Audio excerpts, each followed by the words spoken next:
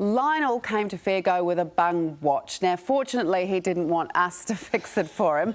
He just wanted to know how many times he has to take the watch back to the same place so they can have a crack at fixing it. Once, obviously. Twice, 3 times. What does the law say? Hannah spent some time on this one. Time. It either goes too fast or too slow, makes us happy or fearful.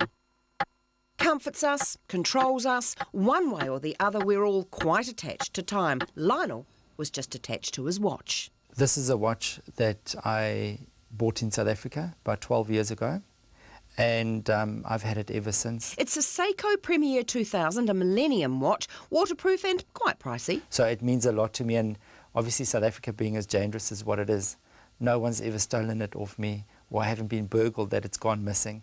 So that in itself is an achievement. Earlier this year, the battery was replaced and it needed a waterproofing pressure test, cost $80. It worked for about 3 or 4 days, and I took it back to them and I said the watch has stopped working. This time, the movement needed replacing, $182. Because the watch is so old, the moving parts are broken and or worn wear and tear. Lionel paid the bill and went back to doing all the usual things he does, wearing his waterproof watch.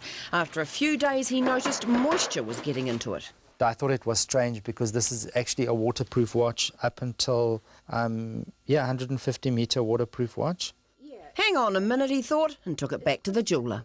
He wasn't prepared to refund the money, but I needed to leave the watch there and he would re-look at the watch again. The jeweller stated that under the Consumer Act, he's entitled to another chance to fix the watch. Consumer law allows the service person, the jeweller, to choose to either refund or repair. Lionel chose to go elsewhere. I'd lost trust and confidence in them, and I just couldn't trust them with this watch.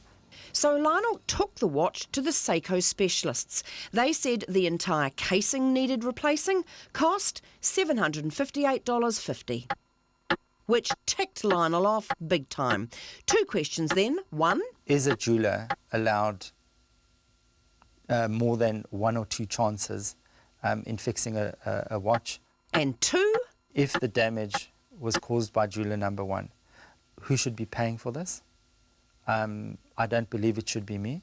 I took my watch in for an $80 battery service, and now I'm looking at a bill of $800. Unacceptable and not fair. So what does the law say? If the fault is substantial, then the customer can insist on a refund or replacement product. But retailers argue if the fault's different each time, as was the case with Lionel's watch, then the service or goods provider should be allowed to try and correct the new fault.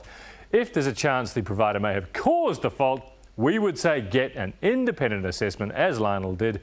If that shows the provider's in the wrong, you can either ask them to do the repair for free or to cover the cost of someone else doing it.